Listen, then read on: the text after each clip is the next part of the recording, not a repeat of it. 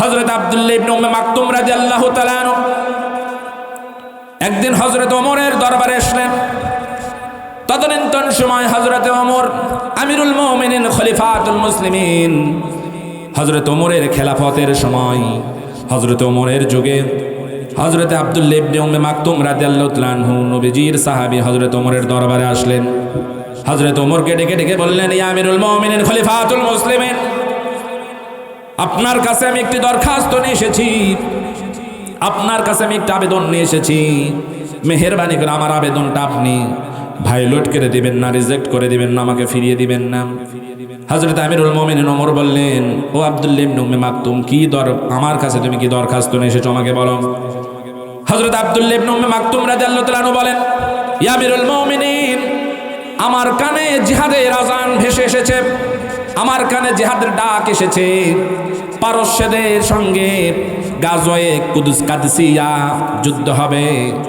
আমার কানে যখন এই জিহাদের ঘোষণা চলে আসলো, এই জিহাদের ময়দানে আমি যেতে চাই, আপনি আমাকে জিহাদের ময়দানে যাওয়ার জন্য অনুমতি দেন। আল্লাহর নবীর সাহাবী আমিরুল মুমিনিন হযরতে ওমর এই অন্ধ সাহাবীকে বললেন, ও আব্দুল্লাহ ইবনে উম্মে মাকতুম রে, তুমি তো অন্ধ, তুমি কেন জিহাদে যাইবা? হযরত আব্দুল্লাহ ইবনে উম্মে মাকতুম রাদিয়াল্লাহু তাআলা আনহু মনের সকল দুঃখ দুর্দশা, মনের আবেগগুলো তুলে ধরে বললেন, ও আমিরুল মুমিনিন, নবীজির সময়ে যতগুলো যুদ্ধের ময়দান সংগঠিত হয়েছে, নবীজির সময়ে নবীজি যখন জিহাদের ময়দানে সাহাবায়ে কেরামদেরকে নিয়ে যেতেন, নবীজির কাছেও আমি আবেদন করেছিলাম, নবীজি আমাকে গ্রহণ করেন নাই। নবীজির সঙ্গে যখন আমি জিহাদের সঙ্গে যেতে চেয়েছি, নবীজি আমাকে নিতে চাই নাই। নবীজি আমাকে বলেছে, ও আব্দুল্লাহ ইবনে উম্মে মাকতুম রে, আমরা যখন যুদ্ধের ময়দানে চলে যাব, এই মদিনায় মসজিদে নববীতে ইমামতের দায়িত্বকে পালন করবে। এই মদিনায় অনেক মাজুর ব্যক্তি রয়েছে, অসুস্থ ব্যক্তি রয়েছে, অনেক বৃদ্ধ মুরব্বী রয়েছে, অনেক ছোট কচি কাঁচা ছেলেরা রয়েছে। এদেরকে তুমি নিয়া মসজিদে নববীতে ইমামতের দায়িত্ব পালন করবে। আমিরুল মুমিনিন আমাকে নিতে চাই নাই। আমি লক্ষ্য করেছি আমার অনেক সঙ্গী সাথী, আমার অনেক সতীর্থ জিহাদের ময়দানে গিয়ে কাফের বেঈমানদেরকে কতল করে জাহান্নামের বাসিন্দা বানায়া নিজের জীবনের রক্ত ইসলামের জন্য ব্যয় করে শহীদ হয়ে আল্লাহর জান্নাতের মেহমান হয়েছে। আমাকে আপনি যুদ্ধের ময়দানে যাওয়ার জন্য অনুমতি দেন। হযরতে আমিরুল মুমিনিন খলিফাতুল মুসলিমিন হযরতে ওমর যখন লক্ষ্য করলেন অন্ধ সাহাবী হযরতে আব্দুল্লাহ ইবনে উম্মে মাকতুম এত আবেগী, এত জীবন দেওয়ার জন্য করে তার মনের মধ্যে ইচ্ছা পোষণ হয়েছে, এত সে জিহাদের ময়দানে যাওয়ার জন্য করে ইচ্ছা পোষণ করলেন, তার উৎসাহ উদ্দীপনা দেখে হযরত ওমর থেকে অনুমতি দিলেন। অনুমতি দেওয়ার পরে বললেন, ও আব্দুল্লাহ ইবনে মাকতুম, তোমার কাছে একটা প্রশ্ন করতে চাই। আব্দুল্লাহ ইবনে উম্মে মাকতুম বলেন, ইয়া আমিরুল মুমিনিন, বলেন কি বলতে চান? হযরত ওমর বললেন, তুমি তো জিহাদের ময়দানে লড়াই করতে পারবা না, অস্ত্র ধরতে পারবা না, যেহেতু তুমি অন্ধ, তুমি তো কাফেরদের সঙ্গে সংগ্রাম লড়াই যুদ্ধ করতে পারবা না, কেন তুমি জিহাদের ময়দানে যাইবা? হযরত আমিরুল মুমিনিন ওমর রাদিয়াল্লাহু তাআলা আনহু যখন প্রশ্ন করলেন অন্ধ সাহাবীকে, এই অন্ধ সাহাবী আব্দুল্লাহ ইবনে উম্মে মাকতুম বললেন, ইয়া আমিরুল মুমিনিন, আমি বুঝতে পেরেছি, আমি জানি আমি জিহাদের ময়দানে লড়াই করতে পারবো না, অস্ত্র ধরতে পারবো না, বল্লম ঢাল তরবারি হাতে নিতে পারবো না, কিন্তু আপনার সঙ্গী সাথী যারা নবীর সাহাবায়ে কেরাম যারা জিহাদের ময়দানে ঝাঁপিয়ে পড়বে, ওরা যখন যুদ্ধের ময়দানে ঢুকে পড়বে, আমি অন্ধ সাহাবী আব্দুল্লাহ ইবনে উম্মে মাকতুম কালেমার পতাকা নিয়ে আকাশের দিকে উড্ডয়ন করে রাখতে পারবো। সুবহানাল্লাহ বলেন।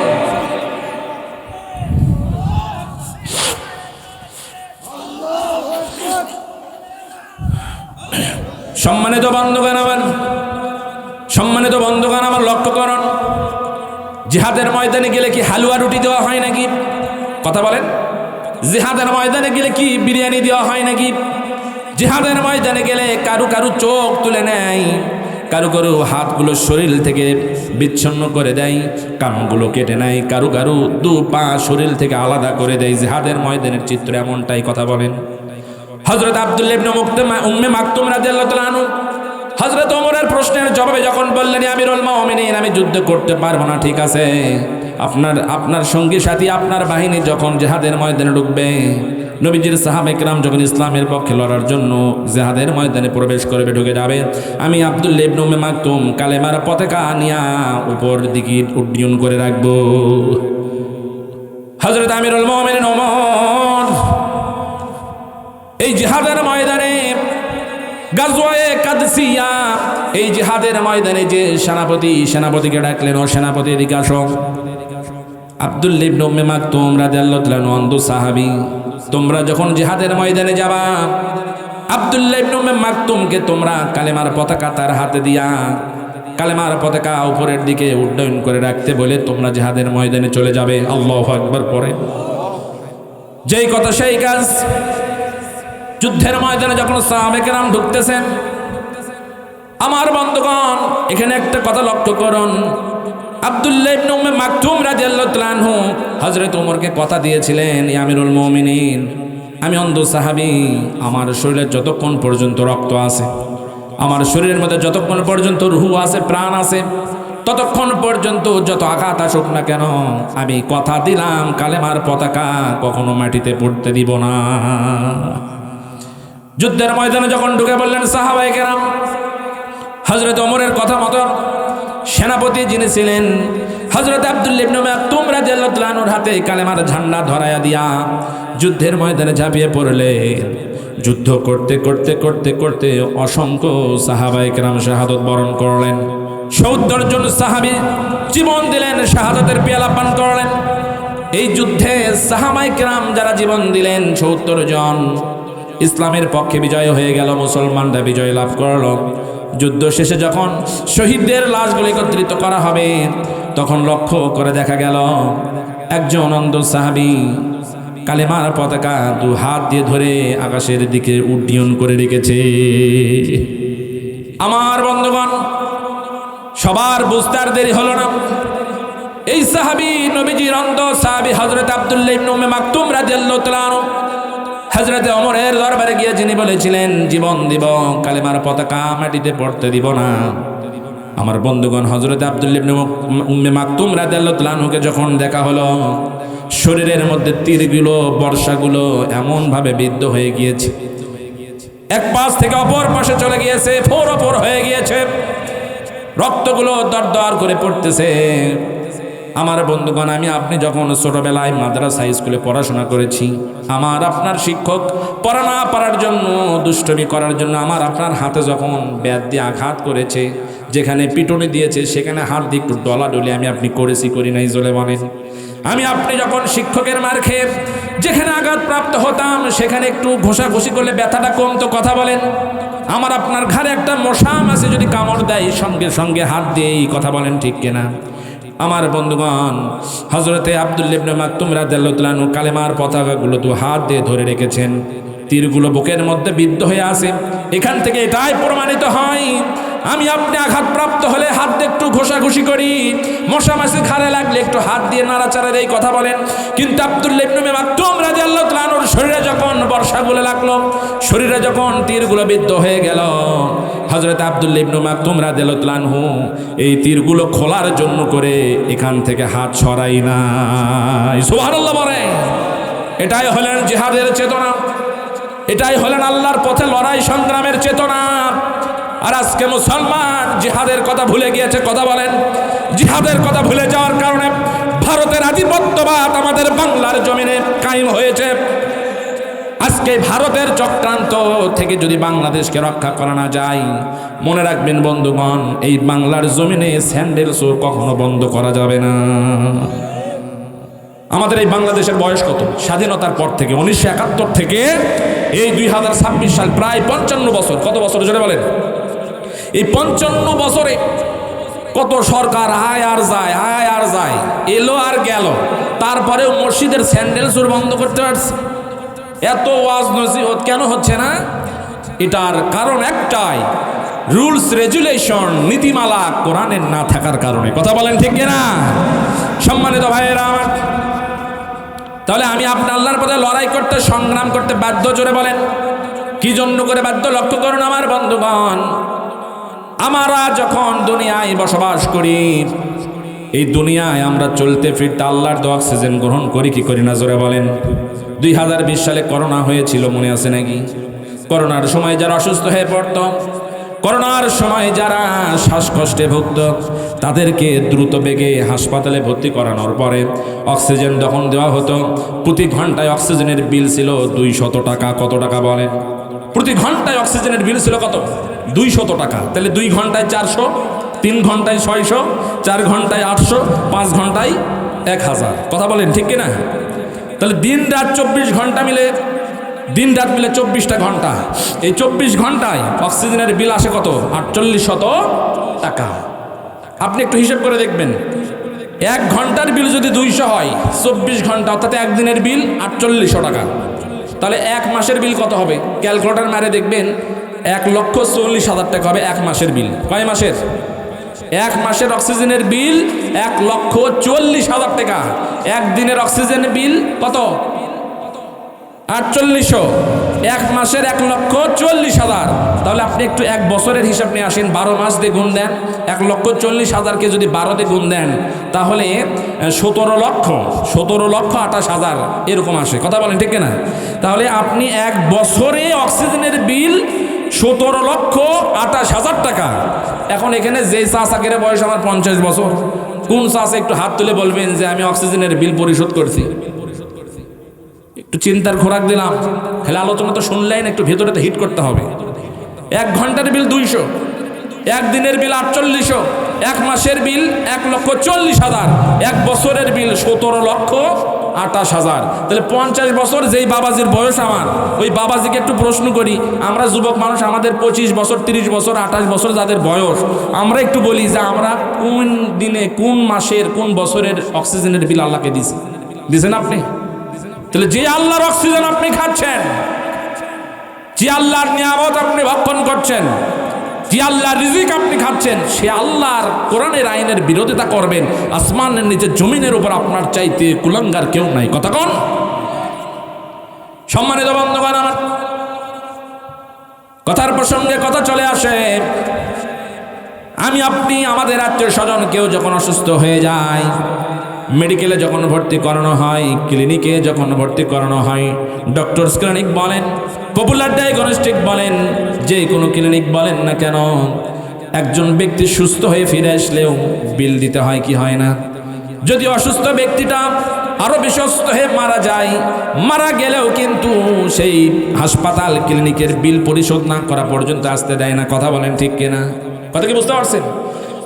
হাসপাতালে যান, ক্লিনিকে যান, অসুস্থতার জন্য গিয়েছেন, সুস্থ হওয়ার জন্য। এখন সুস্থ হওয়ার জন্য গিয়ে যদি আপনি বেঁচে ফিরে আসেন, তারপরেও বিল দিতেই হবে, খরচা দিতেই হবে। এরপর আপনি যদি মারাও যান, তারপরেও ওই লাশ বাড়াতে দিবে না যতক্ষণ পর্যন্ত হাসপাতালের খরচটা না দেবেন।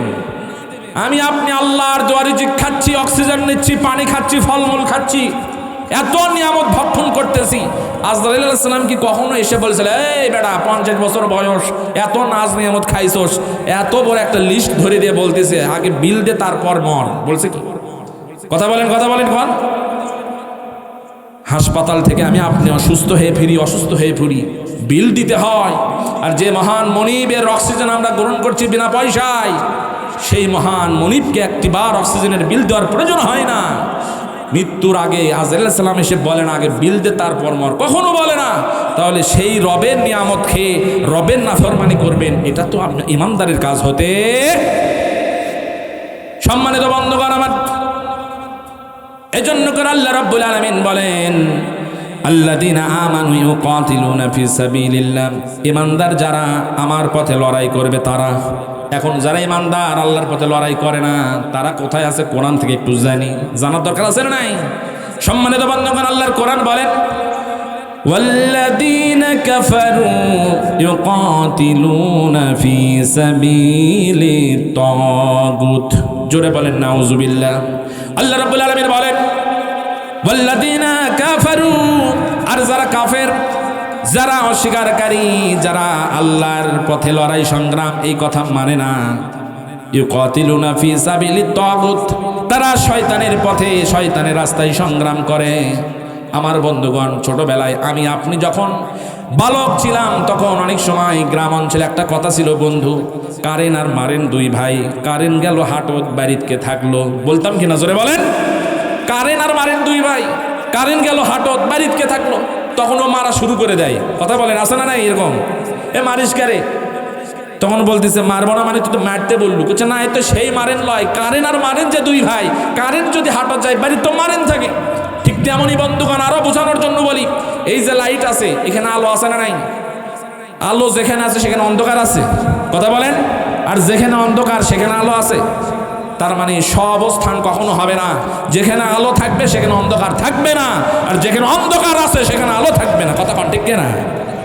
যেখানে তাওহীদ আছে সেখানে কুফর থাকবে না, যেখানে কুফর থাকবে সেখানে তাওহীদ থাকবে না, যেখানে আল্লাহর পথ থাকবে সেখানে শয়তানের পথ থাকতে পারে না, আর যেখানে শয়তানের পথ আছে সেখানে আল্লাহর পথ থাকতে। আল্লাহ বললেন আল্লাযীনা আমানু ইউকাতিলুনা ফি সাবিলিল্লাহ, ঈমানদার হয়েছে আমার রাস্তায় তোমাকে লড়াই করতে হবে। আর যদি তুমি আমার রাস্তায় লড়াই সংগ্রাম না করো বান্দা, তোমার জন্য করে আল্লাহ ঘোষণা দিলেন ওয়াল্লাযীনা কাফারু ইউকাতিলুনা ফি সাবিলিত তাগুত, শয়তানের রাস্তায় যারা লড়বে তারা হলেন কাফের, মুনাফিক, মুশরিক। কথা বলেন আমার বন্ধুগণ, তাগুতের রাস্তা কোনটা? আল্লাহর রাস্তা বাদ দিয়ে যত রাস্তা আছে সবগুলো তাগুতের রাস্তা। কথা বলেন, কথা বলেন না কেন? কথা বলেন, কথা বলেন। পথ তো দুইটা, আল্লাহর পথ আর শয়তানের পথ। আল্লাহ তো এটাই কোরআনে বলছেন, যারা ঈমানদার তারা লড়াই করবে আমি আল্লাহ আমার রাস্তায়, আর যারা কাফের, বেঈমান, মুশরিক, মোরতাদ, অস্বীকারী, মানব রচিত আইনকে জীবন পরিচালনা করতে চায়, এরা চলবে শয়তানের পথে। কথা বলেন ঠিক কিনা? একটু বোঝানোর জন্য আপনাদের বলবো, কেউ রাগ করবেন না কিন্তু। রাগ করবেন কি বন্ধুগণ? রাগ করবেন না, ভুল বুঝবেন না, একটু বোঝানোর জন্য বলছি। আমাদের এই বাংলাদেশে অনেক দল আছে না নাই? জোরে বলেন। জাতীয় পার্টি নামে একটা দল আছে। জাতীয় পার্টির ভাইরা চেষ্টা করে যে জাতীয় পার্টির রুলস রেগুলেশন, নীতিমালা সমাজে রাষ্ট্রে কায়েম হোক। এরা হচ্ছে ইরশাদ চাচার সৈনিক। কথা ঠিক কিনা? আমাদের এই বাংলাদেশে আওয়ামী লীগ যারা করত, এরা চেষ্টা করেছিল যে আওয়ামী লীগের রুলস রেগুলেশন, নীতিমালা সমাজে রাষ্ট্রে কায়েম হোক। এরা ছিল বঙ্গবন্ধুর সৈনিক। কথা ঠিক কিনা? আমাদের এই বাংলাদেশের জনপ্রিয় একটা দল, বড় একটা দল, বাংলাদেশ জাতীয়তাবাদী বিএনপি। বিএনপির ভাইয়েরা চায় বিএনপির আদর্শ, রুলস রেগুলেশন সমাজে রাষ্ট্রে কায়েম হোক। এনারা জিয়ের সৈনিক। কথা ঠিক কিনা? কিন্তু মনে রাখবেন বন্ধুগণ, আল্লাহ কোরআনে বললেন আল্লাযীনা আমানু ইউকাতিলুনা ফি সাবিলিল্লাহ, ঈমানদার যারা তারা আমার পথে আমার রাস্তায় লড়াই সংগ্রাম করবে। তাহলে আমরা যারা ঈমানদার, ঈমানদারদের কাজ হবে আল্লাহর কোরআনের রুলস রেগুলেশন, নীতিমালা সমাজের রন্ধ্রে রন্ধ্রে, ক্ষেত্রে ক্ষেত্রে সমাজে রাষ্ট্রে কায়েম হোক। কথা বলেন ঠিক কিনা? এরাই হলেন রাসূলের সৈনিক, এরাই হলেন ইসলামের সৈনিক, এরাই হলেন কোরআনের সৈনিক। কথা বলেন।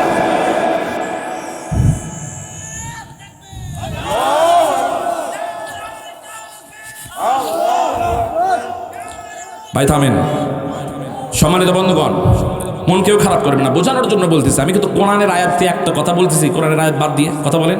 আমি ব্যক্তিগত কোনো কথা বলতেছি, বোঝানোর জন্য বলছি। যেহেতু আপনারা হাত তুলে ঘোষণা দিয়েছেন কি আপনারা ঈমানদার, আর ঈমানদার তো তারাই তারা কোরআনের কোনো একটা আয়াতকে অস্বীকার করবে না। সম্মানিত বন্ধুগণ আমার, এই যে লাইট, এই যে সাউন্ড সিস্টেম, আমার আপনার হাতে একটা মোবাইল ফোন, এগুলো চালানোর জন্য করে নিয়ম নীতি রেজুলেশন আছে না নাই? জোরে বলেন। এই যে মাইক, এই যে সাউন্ড সিস্টেম, এই যে লাইট, এগুলোর একটা নিয়ম নীতি আছে। কি পরিমাণ ভোল্টেজ টানতে পারবে, কি পরিমাণ প্রেসার সহ্য করতে পারবে, এর চাইতে যদি তাকে বেশি দেওয়া হয়, নিয়ম নীতির বাহিরে যদি তার উপর প্রয়োগ করা হয়, নষ্ট হবে কি হবে না? জোরে বলেন। ঠিক তেমনই ভাবে বন্ধুগণ আমার, সামান্য একটা লাইট, সাউন্ড সিস্টেম, মাইক, এগুলো যদি নিয়ম নীতি রেজুলেশন অনুযায়ী না চলানোর কারণে নষ্ট হয়ে যায়, যদি এগুলো না চলে, আমি আপনি বাংলাদেশের মুসলমান কোরআনের নিয়ম নীতি, কোরআনের রেজুলেশন, নীতিমালা দিয়া না চলা পর্যন্ত ব্যক্তি জীবন থেকে রাষ্ট্রীয় জীবন পর্যন্ত শান্তি হবে না। আমার বন্ধুগণ, আজকে কোরআনের নিয়ম নীতি না থাকার কারণে একজন ছেঁচড়া চোর ডাকাতে পরিণত হয়ে যায়। কি হয়? একটা ছেঁচড়া চোর, লাউ চোর, কদু চোর, ডাব চোর, বদনা চোর, বাল্টি চোর, এরকম করে ছেঁচড়া চোর যারা চুরি করে জেলখানায় যায়, কোরআনের বিচার ব্যবস্থা না থাকার কারণে ডাকাতের ট্রেনিং নিয়ে বাহিরে চলে আসে। একটু বোঝানোর জন্য বলি খুচরো কথা, সেটা কি? আপনাদের এই পশ্চিম পালসা উত্তরপাড়া আজকে মাহফিল হচ্ছে, তো হচ্ছে না? মহিলা প্যান্ডেলে মা বোনেরা আসে না নাই? পুরুষ বাবাজিরা অনেকে এখানে এসেছেন, অনেকে আছে বাড়িতে লক করে এসেছে, তালা মেরে এসেছে। কথা ঠিক না? তো এখন এলাকার একটা ছেঁচড়া চোর চিন্তা করতেছে, আজকে তো পশ্চিম পালসা উত্তর পালসা মাহফিল হচ্ছে রে, আজকে তো একটা সুযোগ, অমুকের গাছের একটা ডাবের গাছ আছে, এই ডাব গাছ থেকে আজ ডাব পারবো, ডাবের যে দাম কতক্ষণ, ঠিক কিনা? এই ছেঁচড়া চোর চিন্তা করতেছে আজকেই সুযোগ, 12টার আগে যা করার করতে হবে। কারণ আজকে তো বাড়ি থেকে মহিলা মানুষ আপ্যায়ন করে মেহমানদারি করে তারা মহিলা প্যান্ডেল ওয়াজ শুনতে যাবে, পুরুষ মানুষ তারা পুরুষ প্যান্ডেলে যাবে। এখানে যদি আমি সুযোগটা কাজে না লাগাই কেমন হয়? এই ছেঁচড়া চোর করলো কি, আপনাদের এই এলাকায় এসে এই পশ্চিম পালসা উত্তর পাড়া একজন চাচার বাড়িতে, মুরব্বীর বাড়িতে ডাবের গাছে উঠছে। ওঠার পরে যখন ডাব পাড়া শুরু করে দিয়েছে, ওয়াজ শুনতে শুনতে অনেকের হাজত লাগে কি লাগে না বুঝলে বলেন, একটু প্রেসাবের চাপ দিয়েছে একজনকে। এই ভাইটা এখন যাচ্ছে, যাওয়ার সময় দেখে খসর খসর খসর খসর করে ডাবের গাছের উপর কি লাইট মারে, দেখে একজন ব্যক্তি মাল কাচ্চা মারে উঠছে, নাউজুবিল্লাহ পরে, মাল কাচ্চা বলেন তো, নিংটি মারা বলে না? তো লাইট মারার পরে দেখে এই তো ছেঁচড়া চোর, এলাকার নাম করা চোর। তখন লাইট ধরে সবাইকে ডাকছে, এই চোর চোর চোর। তো আলোচনা শুনতে শুনতে আপনাদের মধ্যে থেকে কিছু ভাই যাদের মনোযোগ একবার মঞ্চের দিকে একবার বাহিরে, এই কোয়ালিটির কয়েকজন ভাই দৌড় মারছে, দেখে কে ডাকে। যাওয়ার পরে 8-10 জন যাওয়ার পরে দেখে হ্যাঁ চোর, এই নামা, নামছে। নামার পরে আচ্ছা মতো একটু কিল ঘুষি মারার পরে সদর থানায় ফোন দিয়েছে। সদর থানা থেকে পুলিশ এসে এই ব্যক্তিকে নিয়ে গেছে। এই রাতটা থাকার পরে পরের দিন চালান দিয়ে বাড়াইছে কোর্ট হাজুতে। কথা বলেন ঠিক না? জেলখানায় দিয়ে পাঠানো হলো। জেলখানার মধ্যে যখন ঢুকতেছে ছেঁচড়া চোর, তখন ডাকাত দলের দায়ী সর্দার 12 মাসের মধ্যে 11 মাস জেলখানায় থাকে, ওখান থেকে সব মেনটেন করে। এরকম ডাকাত বাংলাদেশ আছে না নাই? জেলখানার মধ্যে থাকে। বাংলাদেশে একজন ডাকাত ছিল, আমাদের বগুড়াটিতে একজন শীর্ষ সন্তানে ছিল, মসজিদের মধ্যে থেকেও মাল বিক্রি করছে। কথাক্ষণ ঠিক কিনা?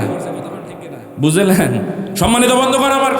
তখন এই ছেঁচড়া চোর যখন ভিতরে ঢুকতেছে, ডাকাত দলের সর্দার বলতেছে, এদিকে ওরা তো চোরে চোর চেনে, ডাকাতে ডাকাত চেনে। কথাক্ষণ ঠিক কিনা? ও বুঝতে পারছে তো কচি কাছ আছে, এরা ভোলা ভালা, এ তো গ্রামের ছেঁচড়া চোর। ওই মহিলা মানুষ পুরুষ মানুষ যখন জমিতে এখন শীতের সময় কাপড় চুপুর লাড়ে দেয়, এই সুযোগ পেলে সেই কাপড় চুপুর লঙ্গিগুলো কি করে, চুরি করে। ও ডাকছে, এদিকে তো এ তোর মামলা কি রে? তখন বলতেছে, ভাই মামলা হচ্ছে কিছু না, আজকে পশ্চিম পালসা গত কয়েকদিন আগে 2 দিন আগে পশ্চিম পালসা উত্তরপাড়া বাইতুর রহমান জামে মসজিদের উন্নয়ন কল্পে একটা মাহফিল দিয়েছিল যুবক ছেলেপেলেরা। সেদিন আমি একটু চিন্তা করেছিলাম সলিমুদ্দি কাকার গাছের ডাব পাড়ার জন্য।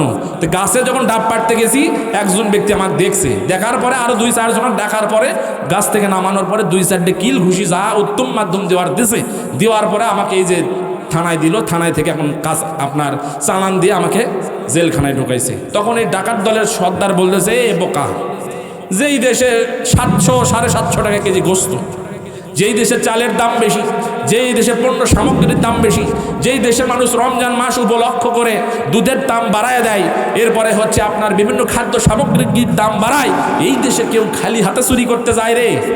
নাউজুবিল্লাহ বলেন। আরে বোকা, তুই যদি একটা বার্মি 6 ইঞ্চি নিয়ে গেলুনি সাথে, কিংবা ফল কাটার একটা চাকু, যখন তোকে একজন ব্যক্তি ধরলো, লাইট মারলো, তুই সরসর করে নামে যদি একটা ঘ্যাস করে ঢুকে দেওয়ার পরে যদি চলে আসলো নি, আজকে তোকে আর জেলখানায় থাকা হতো না। কথা মান ঠিক কিনা? লাউ চোর, কদু চোর, ডাব চোর, বদনা চোর, বালতি চোর, ডাব চোর, নারকেল চোর, এরা ছেঁচড়া চোর হয়ে জেলখানায় যায়, ডাকাতের ট্রেনিং প্রাপ্ত হয়ে জেলখানা থেকে বের হয়ে আসে। নাউজুবিল্লাহ বলেন। এটা কেন হচ্ছে? কোরআনের রুলস রেগুলেশন, নিয়ম নীতি বিচার ব্যবস্থা না থাকার কারণে। কথা বলেন ঠিক কিনা? আমার বন্ধুগণ, আল্লাহ তাআলা কোরআনে বলেন, সূরা মায়েদার মধ্যে খুলে দেখবেন 40 নম্বর আয়াত। দলিল ছাড়া কোনো কথা বলবো না, আপনি মিলায়া দেখবেন। কোরআনের মাহফিলে কোরআন থেকে কথা শুনতে হবে। এখানে কাউন্টার দেওয়ার মতো পুরো বাপের বেটার ক্ষমতা নাই। কোরআন থেকে কথা বলছি, কথা বলেন। আমার বন্ধুগণ, আল্লাহ রাব্বুল আলামিন বলেন, ওয়ামান লাম ইয়াহকুম বিমা আনজালাল্লাহু ফাউলাইকা হুমুল কাফিরুন। আরেক জায়গায় বলেন, ওয়ামান লাম ইয়াহকুম বিমা আনজালাল্লাহু ফাউলাইকা হুমুদ যালিমুন। আরেক জায়গায় বলেন ফাসিকুন। কোরআনুল কারীমের সূরা মায়েদার 40 নম্বর, 45 নম্বর আর 47 নম্বর আয়াতে 3টা কথা আছে। আল্লাহ বলেন, ওয়ামান লাম ইয়াহকুম বিমা আনজালাল্লাহু ফাউলাইকা হুমুল কাফিরুন, জালিমুন, ফাসিকুন। আল্লাহর অবতারিত কিতাব দ্বারা, আল্লাহর নাজিলকৃত কিতাব দ্বারা, কোরআন দ্বারা যারা বিচার ফয়সালা করে না, তারা পূর্ণ কাফের, জালিম, ফাসিক। এটা কি বানায় বলছি না, কোরআনের দলিল দিছি? বলেন তো। তাহলে এই কথা শোনার পরে যদি কেউ আপনি আমার উপর রাগ করেন, তাহলে আমার উপর রাগ করলেন না, রাগ করলেন কার উপর? কথা বলেন, কথা বলেন। তাহলে কোরআনের উপর যদি আপনি রাগ করেন, এই কোরআনের সুপারিশ মনে পাবেন নাকি? পাবেন পাবেন পাবেন। এই জন্য বন্ধুগণ আল্লাহ রাব্বুল আলামিন বলছেন, ও গোলাম, আমার পক্ষ থেকে যেটা নাজিল করে দিলাম, এই কোরআন দিয়ে যদি তুমি বিচার ফয়সালা না করো, তুমি পূর্ণ কাফের, জালিম, ফাসিক। আজকে কোরআনের বিচার ব্যবস্থা যদি থাকতো, আল্লামা সাইদের মতো মানুষকে দুনিয়া থেকে বিদায় করে দেওয়া লাগতো না। এভাবে কথা বলেন। কোরআনের বিচার ব্যবস্থা যদি থাকতো, অনেক নেতৃবৃন্দদেরকে ফাঁসির কাস্টে ঝুলিয়ে ঝুলিয়ে মেরেছে, তাদেরকে বিদায় দেওয়া লাগতো না। জোরে বলেন। আল্লাহ পাক তাদের হায়াতের জিন্দেগি শেষ করে দিয়েছেন। মৃত্যু ওই সময় হতো, ফাইজা জা আজালুহুম, প্রত্যেক জাতির জন্য সময় নির্দিষ্ট করে রাখা হয়েছে, কিন্তু তারা অন্যভাবে হয়তো ইন্তেকাল করত, ফাঁসির কাস্টে ঝুলে ঝুলে মরতো না। কথা বলেন। কোরআনের বিচার ব্যবস্থা যদি থাকতো, ফ্যাসিস্টকে বিদায় করার জন্য করে কত যুবক ভাইরা জীবনের তাজা রক্ত দিল। একজন যুবক ভাইদের হত্যার বিচার এখনো বাংলার জমিনে হয় নাই। কথা বলেন। কোরআনের বিচার ব্যবস্থা যদি থাকতো, শরীফ উসমান হাদির মতো টকবকে যুবককে ভারতের আধিপত্যবাদের বিরুদ্ধে কথা বলার কারণে দিনে দুপুরে পাখির মতো গুলি করে মারা লাগতো না। কথা বলেন। কোরআনের বিচার ব্যবস্থা না থাকার কারণে মানুষের খুন খারাপি দিনে দুপুরে বেড়েই চলছে। কথা বলেন আমার বন্ধুগণ। আমার আপনার জীবনের কারো নিরাপত্তা নাই। নিরাপত্তা দিতে পারে একমাত্র একটি বিধান, সেটার নাম কি বলে? কোরআনের বিধান না কায়েম হওয়া পর্যন্ত শান্তি আসবে না। চ্যালেঞ্জ করে বললাম, আল্লাহি, আল্লাহর কসম, কোরআনের বিচার ব্যবস্থা, শাসক ব্যবস্থা, প্রত্যেকটা ক্ষেত্রে ক্ষেত্রে কোরআনের যদি সমাজ বিনির্মাণ না হয়, শান্তি চাইলে শান্তি আসবে। এই মাইকের কথা হয় এই দিকে, এটা যদি উল্টে দেই, কিয়ামত পর্যন্ত চেষ্টা করবো এখানে মাইকের আওয়াজ দেওয়ার জন্য, সম্ভব? কারণ নিয়ম নীতি হচ্ছে এখানে আওয়াজ দিতে হবে। কোরআনের নিয়ম নীতি হচ্ছে যে কোরআন মানো, তুমি শান্তি পাবে। কোরআন মানো, ব্যক্তি জীবনে সম্মানিত হবে। একটা কাপড় লেগে থাকার পরে, মনে আছে তো, একটা কাপড় লেগে থাকার কারণে যেমন সম্মানিত হয়, কোরআনের সঙ্গে যাদের সম্পর্ক, কোরআনকে যারা মহব্বত করে, কোরআন থেকে যারা ব্যক্তি জীবন, পারিবারিক জীবন, সামাজিক জীবন, রাজনৈতিক জীবন, রাষ্ট্র জীবন যারা কোরআনের নিয়ম নীতি অনুযায়ী করে, এরাই তো আল্লাহর পক্ষ থেকে মদত প্রাপ্ত হয়। সুবহানাল্লাহ বলেন। ইমানদার দাবি করেন, কিন্তু কোরআনের বিরুদ্ধে কথা বলেন, ইমানদার দাবি করেন। শোনেন বন্ধুগণ, আগে উজু আগে না নামাজ? কথা বলেন তো। আগে উজু না নামাজ? আগে উজু তারপর নামাজ।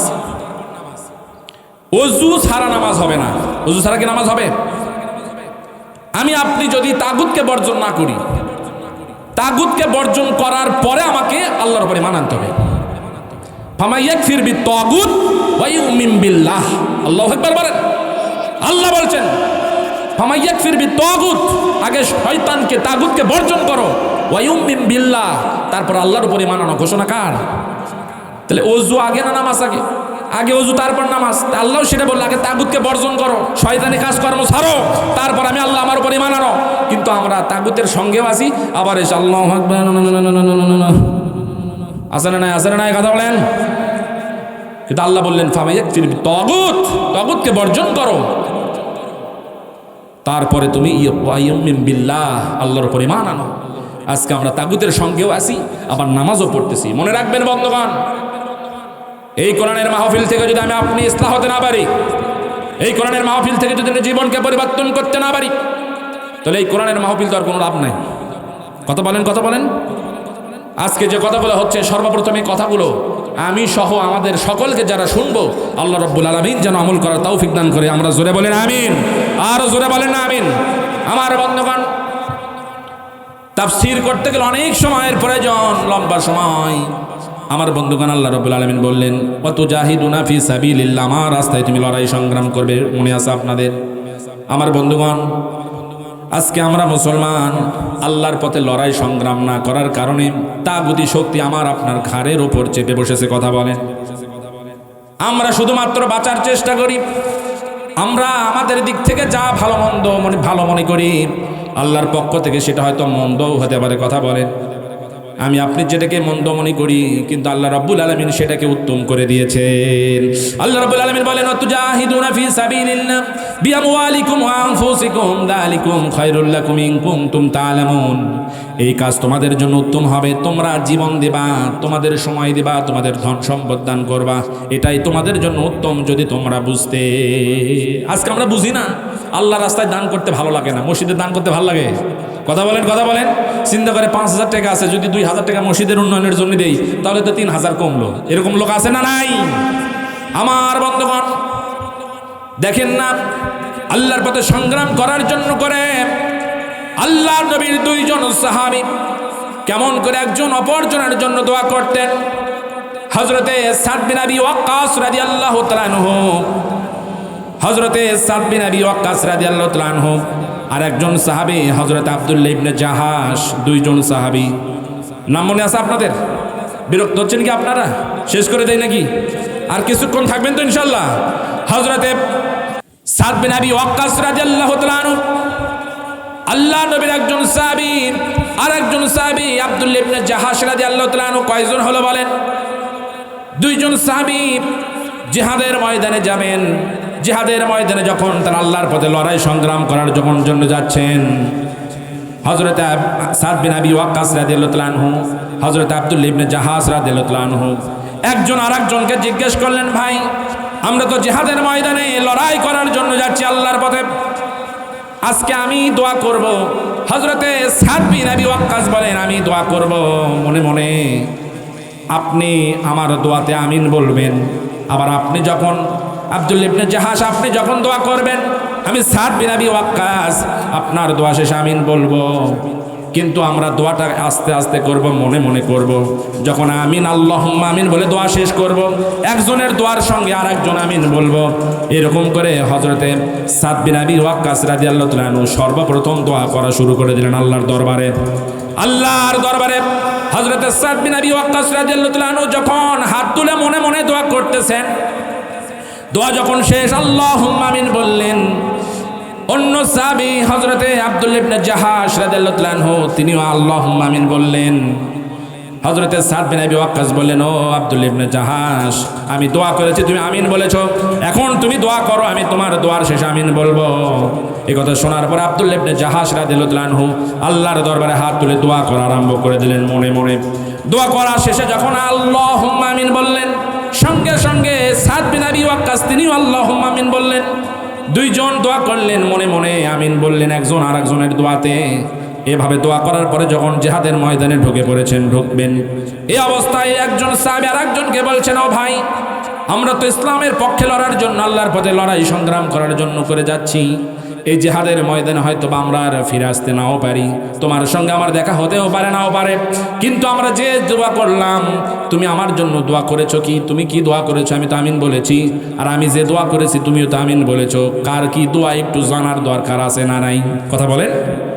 হযরত আব্দুল্লাহ ইবনে জাহাশ বললেন, ও মুরব্বী সাহাবী সাদ বিন আবি ওয়াক্কাস, আপনি কি দোয়া করেছেন আপনি আগে বলুন, আপনি তো মুরব্বী, আপনি তো বয়োজ্যেষ্ঠ, আপনি তো সিনিয়র ব্যক্তি। হযরতে সাদ বিন আবি ওয়াক্কাস রাদিয়াল্লাহু তাআলা আনহু তখন বলতে লাগলেন, ও আব্দুল্লাহ ইবনে জাহাশ, আমি তো দোয়া করেছি, আল্লাহর দরবারে হাত তুলে দোয়া করেছি, রব্বুল আলামিন এই জিহাদের ময়দান থেকে তুমি আমাকে গাজী করে ফিরায় দাও। এই জিহাদের ময়দানে যখন জিহাদ করব, লড়াই করব, অস্ত্র চালাবো, অস্ত্র চালাতে চালাতে আমার তরবারির সামনে একটা ধনাঢ্য কাফেরের সম্মুখীন করে দিও। আমি এই কাফেরকে দুনিয়া থেকে বিদায় করে এই ধন সম্পদ গনিমতের মাল নিয়ে যেন আমি মদিনায় গিয়ে মানুষের জন্য করে দিতে পারি। ও আব্দুল্লাহ ইবনে জাহাশ, আমি দোয়া করেছি গাজী হওয়ার জন্য করে। তারপরে যখন আল্লাহুম্মা আমিন বললাম, তুমি আল্লাহুম্মা আমিন বলেছো। ও আব্দুল্লাহ ইবনে জাহাশ, এখন তুমি বলো, তুমি কি দোয়া করেছো? তোমার দোয়ায় তো আমি আমিন বলেছি। আমার বন্ধুগণ, আব্দুল্লাহ ইবনে জাহাশ তখন একটু ভয় পেয়ে গেলেন। সাদ বিন আবি ওয়াক্কাসকে বললেন, ও আমার মুরব্বী সাহাবী, ও আমার সাথী সঙ্গী, আমি যে দোয়াটা করেছি এই দোয়াটা শুনলে আপনি কি জানি মনে করেন? হযরতে সাদ বিন আবি ওয়াক্কাস বললেন, ও আব্দুল্লাহ ইবনে জাহাশ, কি দোয়া করেছো বলো রে, বলো। হযরত আব্দুল্লাহ ইবনে জাহাশ বললেন, ও আমার সঙ্গী সাথী শোনো, আমি আল্লাহ পাকের দরবারে হাত তুলে দোয়া করেছি, রব্বুল আলামিন এই জিহাদের ময়দানে মুসলমান আর কাফেরদের একটা সংগ্রাম, এই জিহাদের ময়দানে তুমি যদি কোনো সাহাবায়ে কেরামদেরকে, মুসলমানদেরকে শহীদ হিসেবে কবুল করেও থাকো, ওই কয়েকজন শহীদের মধ্যে আমি আব্দুল্লাহ ইবনে জাহাশের নামটা তুমি রেখে দিও। আল্লাহু আকবার। হযরত আব্দুল্লাহ ইবনে জাহাশ রাদিয়াল্লাহু তাআলা আরো বর্ণনা করেন, আল্লাহ রাব্বুল আলামিনের কাছে শুধুমাত্র শাহাদাতের মৃত্যুই আমি কামনা করি নাই, আল্লাহ পাকের কাছে আমি আরো দোয়া করেছি, আল্লাহ যেন তেন শাহাদত দিলে হবে না, রব্বুল আলামিন আমাকে এমন শাহাদত দাও যেই শাহাদত আমার নসিবে জুটে যাবে, যেই শাহাদতের সময়, যেই মৃত্যুর সময়, যেই শাহাদত বরণ করার সময় আমার চোখটা তুলে নেওয়া হয়ে যাবে, আমার শরীর থেকে 2 হাতটা বিচ্ছিন্ন করা হবে, আমার কান কেটে নেওয়া হবে, চোখগুলো তুলে নেওয়া হবে, নাক কাটা হবে, ঠোঁটগুলো কেটে ফেলে দেওয়া হবে, আমার পাগুলো শরীর থেকে দ্বিখণ্ডিত করা হবে। তার কারণ কিয়ামতের ময়দানে রব্বুল আলামিন বান্দার আমল নামার হিসাব যখন নেবেন, জবানে মোহর মেরে দিবেন, জবান থেকে কথা উচ্চারিত হবে না, হাতের জবান খুলে দিবেন, নাকের জবান খুলে দিবেন, কানের জবান খুলে দিবেন, চোখের জবান খুলে দিবেন। আমি যদি কোনো নাফরমানি করে থাকি, আমার শরীরের অঙ্গ প্রত্যঙ্গ যেন আল্লাহর কাছে আমার বিরুদ্ধে নালিশ করতে না পারে। আল্লাহ পাকের কাছে জন্য আমি দোয়া করেছি, রব্বুল আলামিন যেহেতু অঙ্গ প্রত্যঙ্গগুলো সাক্ষী দিবে, আমাকে এমন শাহাদত দেন, এমন ভাবে আমাকে শহীদ মৃত্যু দেন, কাফের বেঈমান যেন আমার চোখগুলো তুলে নেয়, আমার কানগুলো কেটে দেয়, হাতগুলো শরীর থেকে আলাদা করে দেয়, কল্লা যেন শরীর থেকে আলাদা করে দেয়। এই দোয়াটা আমি করেছি, আল্লাহুম্মা আমিন বলেছি, আপনিও আল্লাহুম্মা আমিন বলেছে। জিহাদের ময়দানে যখন ঢুকে পড়লেন 2 জন সাহাবী, হযরতে সাদ বিন আবি ওয়াক্কাস রাদিয়াল্লাহু তাআলা লড়াই করলেন, আল্লাহ রাব্বুল আলামিন 2 জনের দোয়াই কবুল করলেন। একজন যুদ্ধের ময়দান থেকে জীবিত গাজী হয়ে ফিরে আসার জন্য করে দোয়া করলেন, আল্লাহ রাব্বুল আলামিন কবুল করে নিলেন। আর একজন সাহাবী শহীদ হওয়ার জন্য করে আল্লাহ পাকের কাছে দোয়া করলেন, রব্বুল আলামিন তার মনোবাসনাও পূর্ণ করলেন। যুদ্ধের ময়দানে যখন চলে গেলেন, হযরত সাদ বিন আবি ওয়াক্কাস রাদিয়াল্লাহু তাআলা যুদ্ধ করছেন তো করছেন, করতে করতে এক পর্যায়ে একজন ধর্নাঢ্য কাফের বেঈমান গনিমতের মাল নিয়ে সামনে হাজির হয়েছেন। হযরত সাদ বিন আবি ওয়াক্কাস তরবারি দিয়া আঘাত করে এই কাফেরকে দুনিয়া থেকে বিদায় করে দিয়েছেন। আল্লাহু আকবার পড়েন। যখন যুদ্ধ শেষ হয়ে গেল, যুদ্ধ শেষ হওয়ার পরে সাদ বিন আবি ওয়াক্কাস গাজী হলেন, ফিরে গেলেন গনিমতের মাল নিয়ে মদিনায়।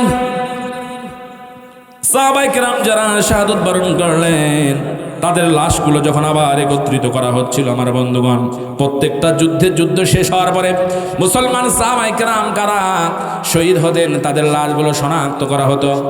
এরই ধারাবাহিকতায় যুদ্ধের সময়, যুদ্ধের শেষে যখন দীর্ঘ সময় যুদ্ধ হওয়ার পরে সাহাবায়ে কেরাম যারা শহীদ হয়ে গেলেন, শাহাদাত বরণ করলেন, এই শহীদদের লাশগুলো যখন শনাক্ত করা হচ্ছিল, তখন লক্ষ্য করা হলো হযরত আব্দুল্লাহ ইবনে জাহাশের চোখগুলো তুলে নেওয়া হয়েছে, কানগুলো কাটা হয়েছে, নাকটা কাটা হয়েছে, পাগুলো শরীর থেকে আলাদা করা হয়েছে, হাতগুলো দ্বিখণ্ডিত করা হয়েছে। আমার বন্ধুগণ, এজন্য করে বর্ণনার মধ্যে এসেছেন হযরত সাদ বিন আবি ওয়াক্কাস মাঝে মধ্যে চোখের পানিগুলো ছেড়ে দিয়ে বলতেন রব্বুল আলামিন, আমার ভাই আব্দুল্লাহ ইবনে জাহাশ যে দোয়া করেছে, অত্যন্ত দামি দোয়া, সে তো শাহাদাতের পেয়ালা পান করে জান্নাতের মেহমান হয়েছে, আর আমি গাজী হয়ে ফিরার জন্য দোয়া করেছি। আজকে আমি যদি হযরত আব্দুল্লাহ ইবনে জাহাশের মতো শাহাদাতের পেয়ালা পান করার জন্য করে দোয়া করতাম, তাহলে আমি তো বড়ই ভাগ্যবান হয়ে যেতাম। সুবহানাল্লাহ বলেন। এখান থেকে আপনি কি বুঝলেন বন্ধুগণ? শাহাদাতের তামান্না থাকার দরকার আছে না নাই? আল্লামা সাইদির শাহাদাতের তামান্না ছিল, হাদির শাহাদাতের তামান্না ছিল। কথা বলেন। শরীফ ওসমান হাদি সব সময় শাহাদাতের তামান্না করেছেন, আল্লাহ পাক তাদেরকে কবুল করে নিয়েছেন। জোরে বলেন আমিন। আমার বন্ধুগণ, আমি আপনি মুসলমান দাবি করি, কিন্তু শাহাদাতের তামান্না আমার আপনার অন্তরের মধ্যে থাকে না। কথা বলেন। শাহাদাতের তামান্না নিতে হবে। একজন ব্যক্তি যদি শাহাদাতের তামান্না অন্তরে নিতে পারে, সে যদি বিছানায় শুয়ে সে মারা যায়, তারপরে শহীদি মর্যাদা দান করবেন যিনি, তিনি কে? আমার বন্ধুগণ, আল্লাহর নবীর সাহাবায়ে কেরাম ত্যাগ তিতিক্ষা করেছেন, জীবনের মায়া মহব্বত তারা ত্যাগ করেছেন। তারা কখনো নিজের জীবনকে পরোয়া করে নাই। দিন বিজয়ী করার জন্য, কোরআন বিজয়ী করার জন্য, ইসলামকে সমন্বিত করার জন্য করে, আল্লাহর আইনকে জীবনের প্রত্যেকটা ক্ষেত্রে ক্ষেত্রে বাস্তবায়ন করার জন্য জীবনের তারা বিসর্জন দিয়েছেন। সম্মানিত বন্ধুগণ, আমাদের এই বাংলাদেশে 5ই আগস্টে জুলাই অভ্যুত্থান যেটা হয়েছে, এটা ইসলামী বিপ্লব নয়। কথা বলেন, এটা ইসলামী বিপ্লব নয়, এটা একটা গণ অভ্যুত্থান। ইসলামী বিপ্লব তখনই হবে যখন কোরআনুল কারীমের রুলস রেজুলেশন নীতিমালা আমাদের সমাজে বাস্তবায়ন হবে। কথা বলেন। এজন্য করে বন্ধুগণ, আমরা যারা ইমানদার হিসেবে নিজেকে দাবি করি, ইসলামী বিপ্লব সংগঠিত করার জন্য করে কোরআনের নীতিমালা রুলস রেজুলেশন যদি সমাজে প্রতিষ্ঠা করতে চাই, আবার যদি আমাদেরকে জিহাদের ময়দানে রাখ দেয়, আমার স্ত্রীকে বিধবা করতে রাজি, আমার সন্তানকে ইতিম করতে রাজি, আমার মা বোনকে, আমার মা বাবাকে সন্তান হারা করতে রাজি, তারপরে আমরা কোরআনের রাজ কায়েম করার জন্য, ইসলামী বিপ্লব সংগঠিত করার জন্য নিজের জীবনকে রাজপথে বিলিয়ে দিতে দ্বিধাদ্বন্দ্ব করবো না কারা? দুহাত তুলে আল্লাহকে দেখায়া দেন।